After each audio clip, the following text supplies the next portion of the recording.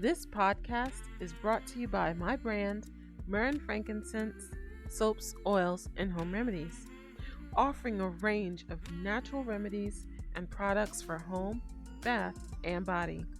From herb-infused body oils and soaps to luxurious room and linen sprays and wax creations. Find us online at mnfscents.com.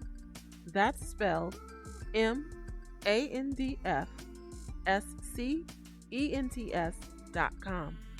When you join our email list, you will receive 10% off your first online order.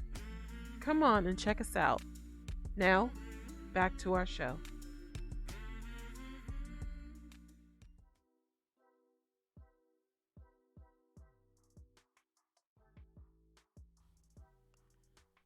Does your business need a website? Will a website affect your profits? In short, yes.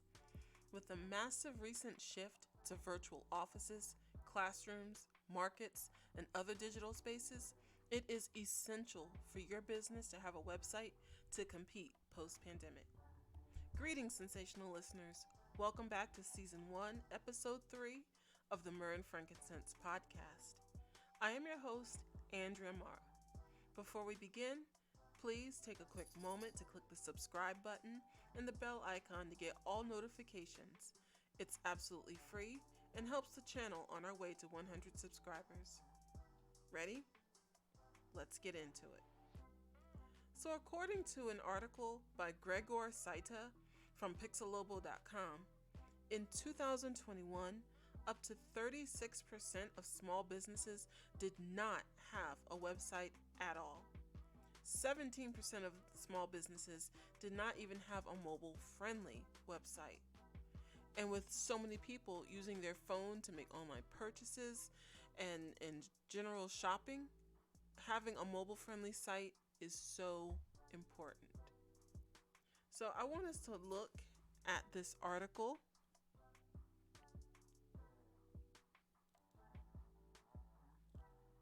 And the section titled The Basics.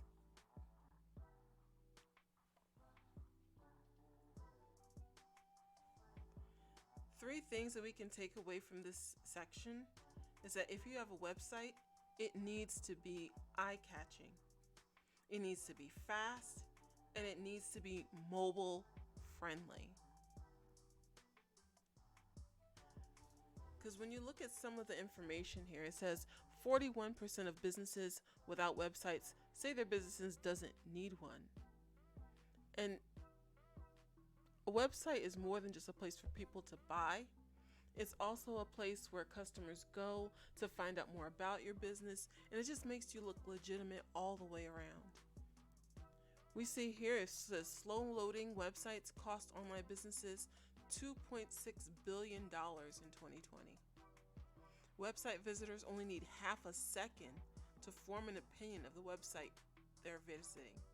Think about when you're shopping online, the minute something doesn't look professional or it looks like it was thrown together, you quickly click away, just hoping that it's not a scam site.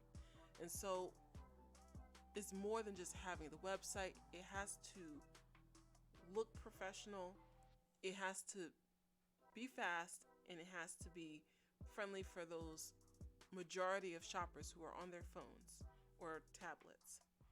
Now, I want us to look briefly at the section for e-commerce. If you look here, it says in 2020, 50% of global e-commerce revenue came from mobile devices. If your business doesn't have a website, how can they find you even on their phone? By the end of 2021, 73% of e-commerce sales will take place on a mobile device. And considering with the pandemic, everyone is at home or they're distancing. So if they're not able to get into the stores like they used to, how else are they going to find your business? Online.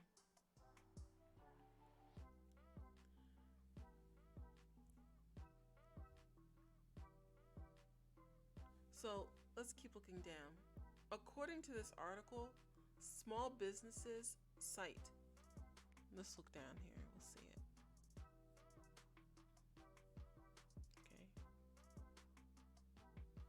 So 26% of businesses say that cost, 27% say that irrelevance to the industry, and 21% say that social media are the key reasons behind their decision to not have a website.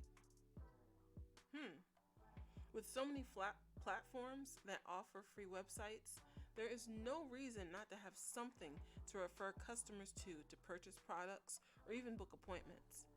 For me, the biggest thing is that my website allows customers to find what they need easily and on their own schedule, even while I sleep.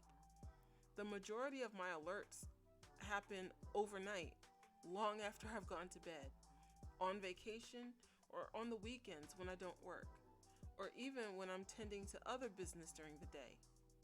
Companies like ConvertKit, Landing Pages, Adobe Spark, which is now Creative Cloud, and Canva and other services offer landing pages even as a temporary solution if your product or service is not yet ready and you just want to start collecting emails. Now, the elephant in the room could arguably be, should I start with Etsy versus my own website? So I want us to break down just a few pros and cons of both options.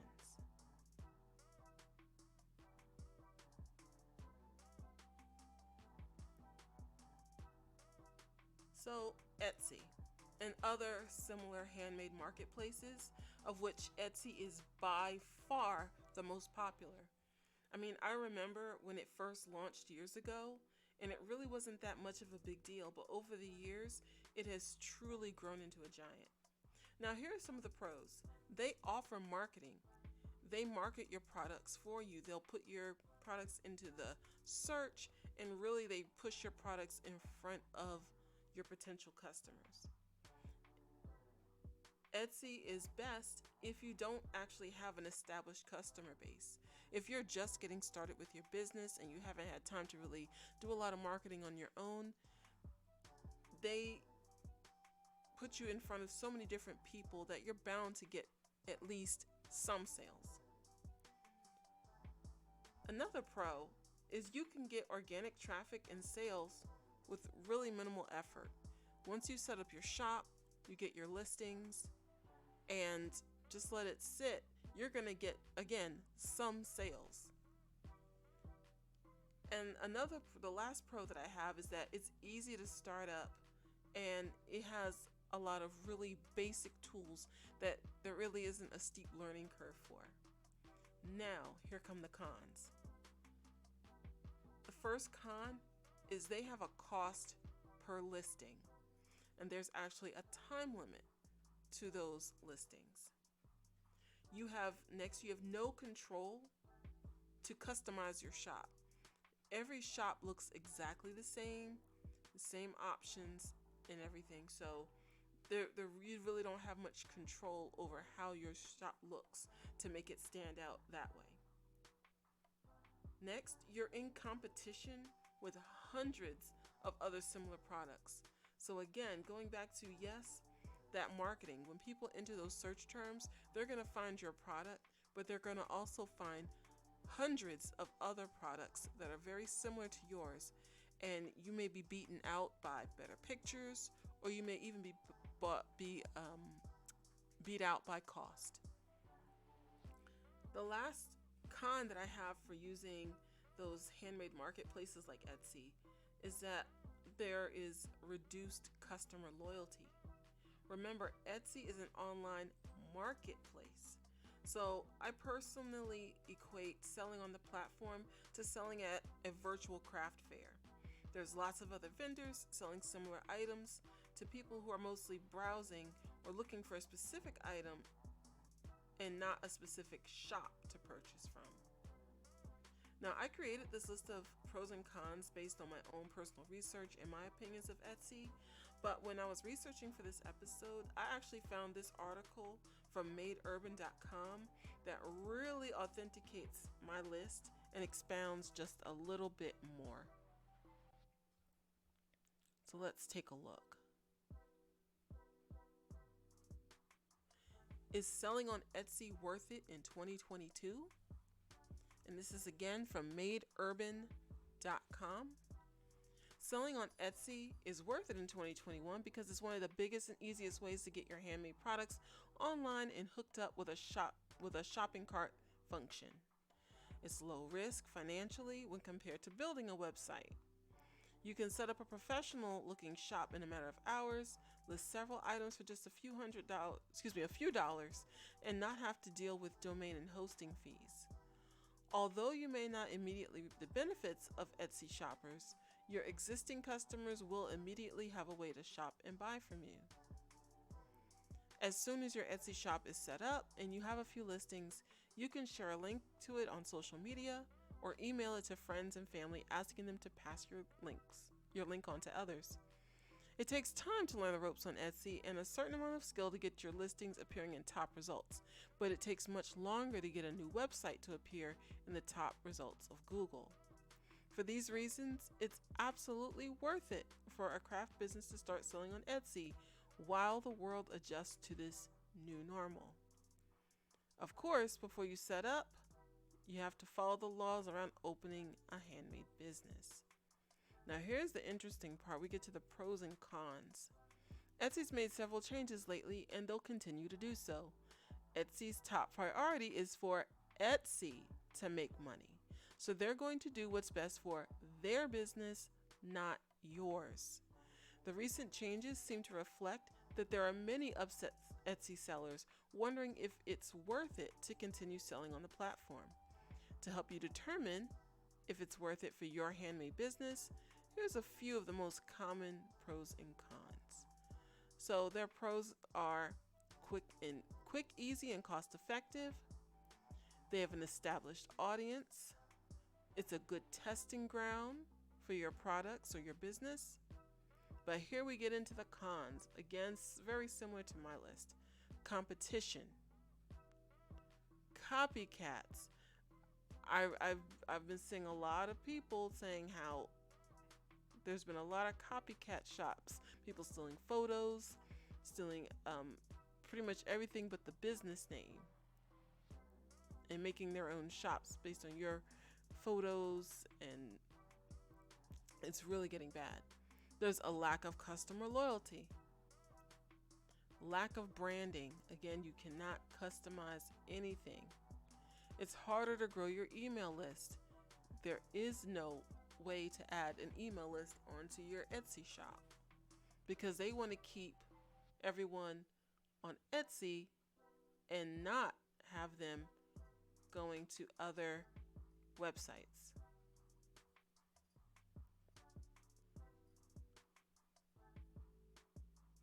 All right, let's keep going. So now let's talk about having your own website. I chose this option because I just want to have that control. So the pros: you own the domain. I own the website name myrrhfscents.com.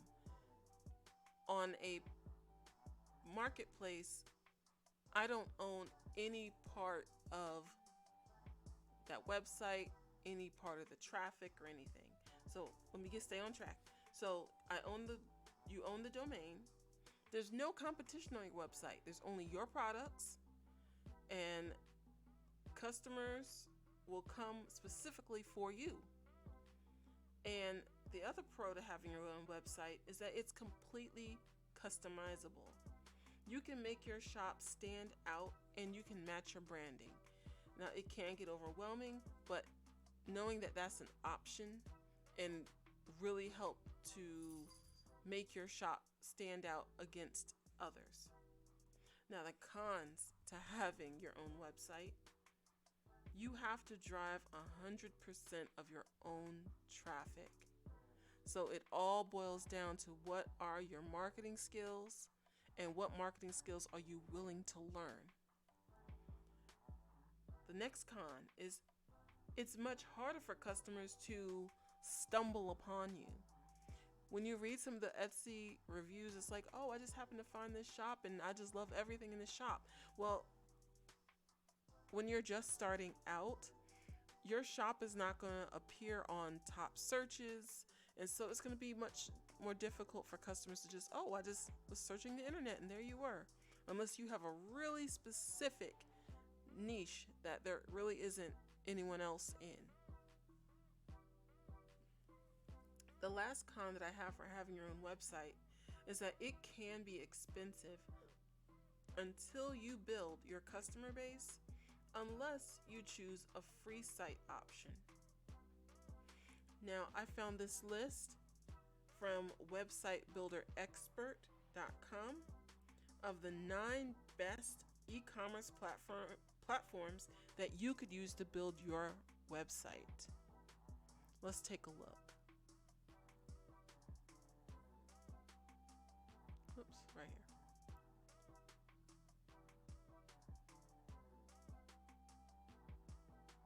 All right.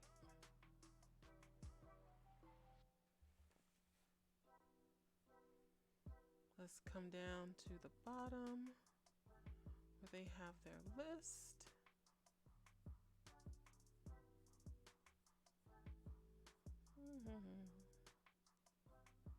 All right. So, Square Online, they have a free plan, and it's the most generous free e-commerce plan. Big Cartel also has a free plan, and it's good for independent artists. Wix is free to build, but not free to sell, and it's best for small online stores. Shopify offers a free trial, and is best for larger businesses. Squarespace has a free trial, and you get best value for your money. BigCommerce has a free trial, and is best for a purely online-based business. Constant Contact has a free trial, and is best for if you just want to sell on the side. WooCommerce is free to install, and it attaches as a plugin to your WordPress e-commerce. And Magneto, I've never heard of this one, but it says free to install, and it's best for enterprise level businesses.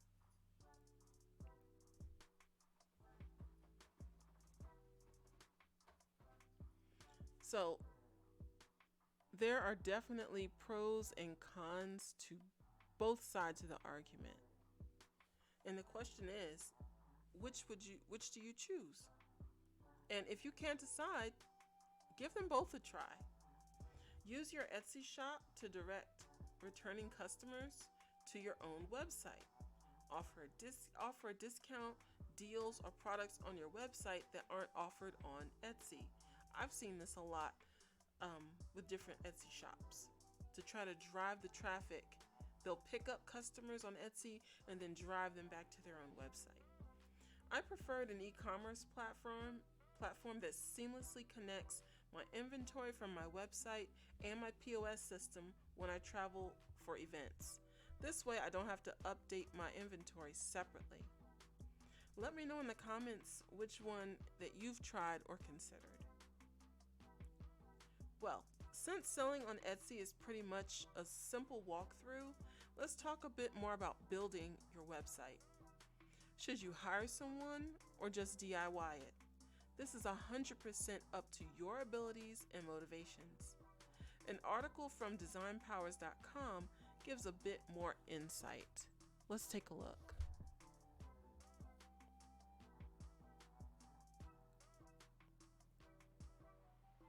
Should you DIY your website or hire a pro?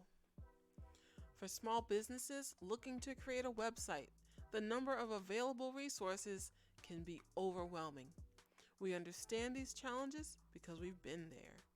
And that's a little bit more about them. So here's some of the components to doing it yourself.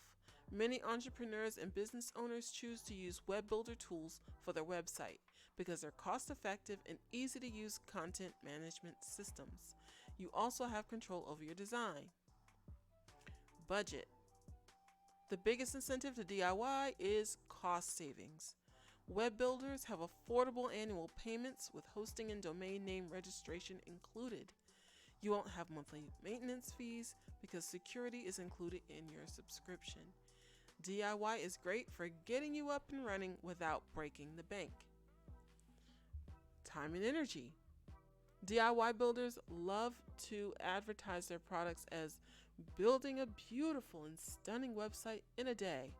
But if you're not the web or tech savvy type, using a builder will take some time, patience, and willingness to learn. And I can definitely attest to that. I've been working on my at least once or twice a week for like the last 2 or 3 years. I've just been making changes constantly to my website until I finally got to something that I'm happy with. And then whenever they make updates, you also have to learn those new curves, but I still prefer DIY. Customization and complexity. DIY builders have restrictions on the extent to which they can be customized.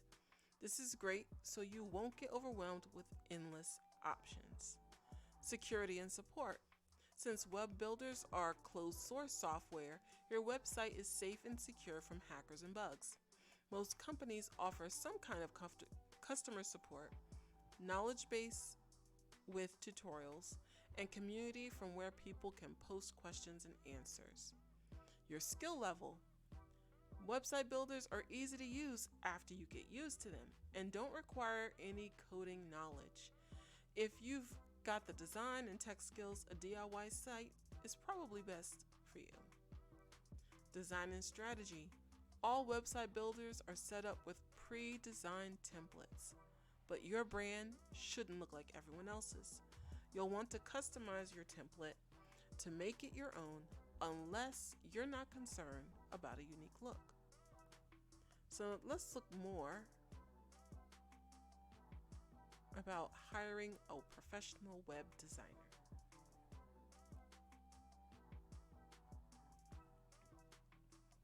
Hiring a designer or developer is often a good choice for your business. Your site is a major marketing tool. So, and again, we spoke in a previous podcast about marketing. Even your website is part of your marketing strategy. So it only makes sense to hire a professional to ensure it's attractive and competitive. When you work with a pro, you get the benefit of their expertise and experience. Now, let's get into the budget aspect. Hiring a pro will be an investment up front, but the increased likelihood of the success it offers outweighs the initial costs. A custom brochure site can cost anywhere from $2,500 and up. Wow, DIY looks better considering those prices, but it's all up to choice and your budget.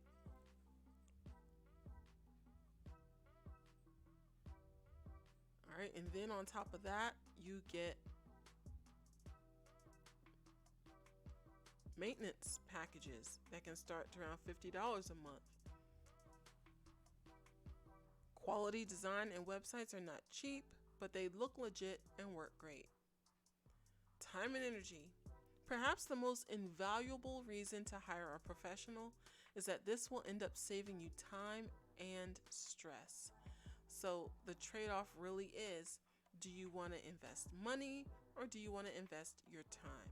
That is the two things that I've always said are the biggest investments in your business. Either you're going to invest your time or you're going to invest your money. The more of one you invest, the less of the other you usually have to invest. Let's look at customization and complexity. When you hire a pro, they will create a custom website that meets your specific needs and is designed to achieve your objectives. Your site will reflect your brand in the most attractive way possible, and you'll have access to an expert with years of experience, creative ideas, and technological know-how.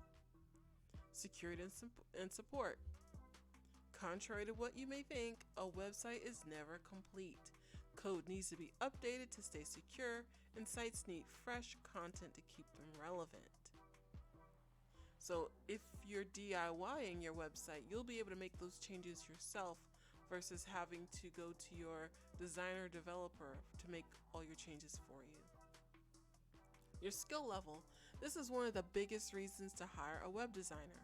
A website will require several features, including proper heading elements, item image customization, code or plugin knowledge, responsive design, and SEO. Pros have to have the know-how and experience to get the job done well. Design and strategy.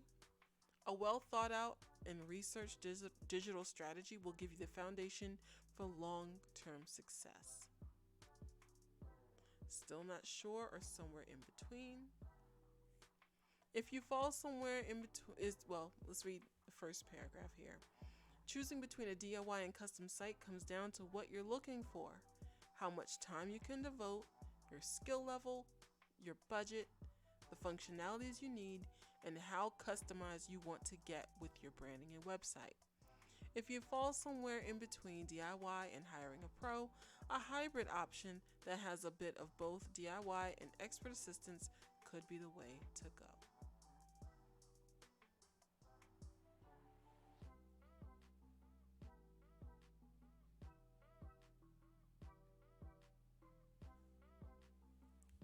So with all that information,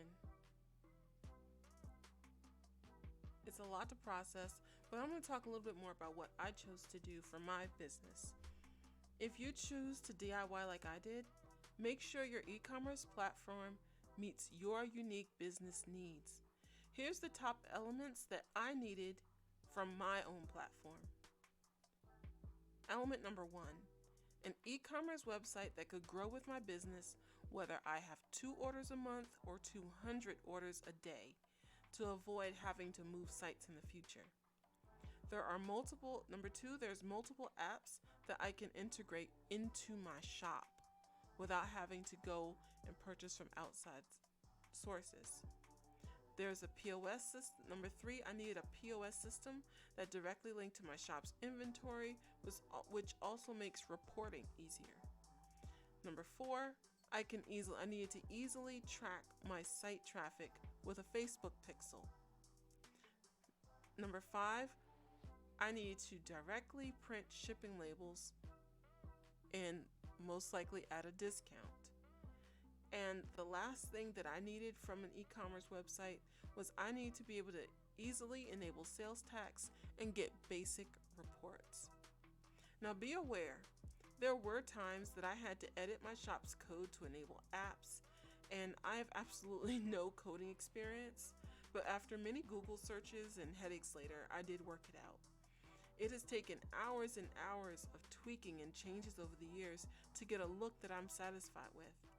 Now I only have to make minor seasonal changes, post announcements, or just edit products. Starting out, I really didn't have the money to hire anyone, and I didn't want to spend it, honestly. I'm sure a web developer or designer could have achieved what I have in much less time, but I actually enjoyed the DIY process. Even if you start to DIY on an e-commerce platform and get really stuck, you can still contact a designer or developer to finish. Now, although we're coming to the close of this episode, all about websites, I want to end with this. Countdown of Andrea Marah's top 3 tips to building your website.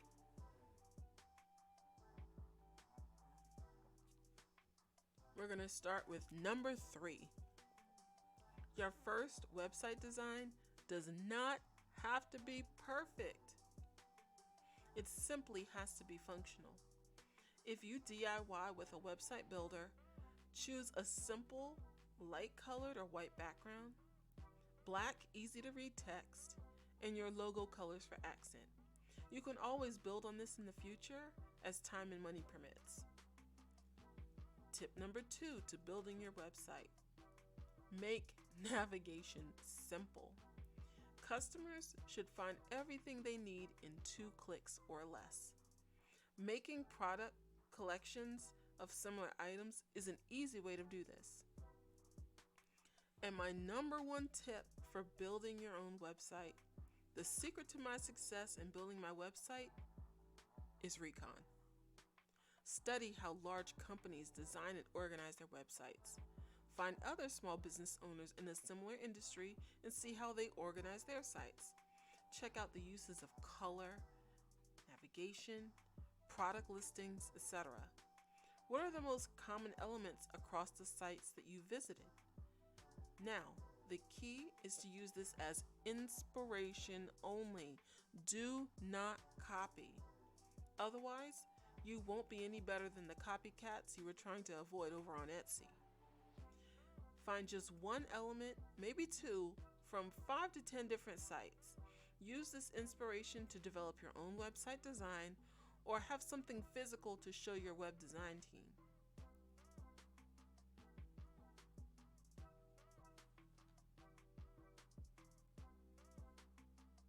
Thanks so much for tuning in. Did I answer your questions about building your business site? Do you prefer the freedom but potential expense of having your own site? Or do you like plug and play accessibility of a handmade marketplace like Etsy? Comment below any questions you have about websites or home businesses. By the way, if you're considering opening an Etsy shop, check the description box for my referral link and you can get 40 free listings to set up your brand new shop. That's all for now. This is Andrea and Marah. Peace and blessings, and stay sensational.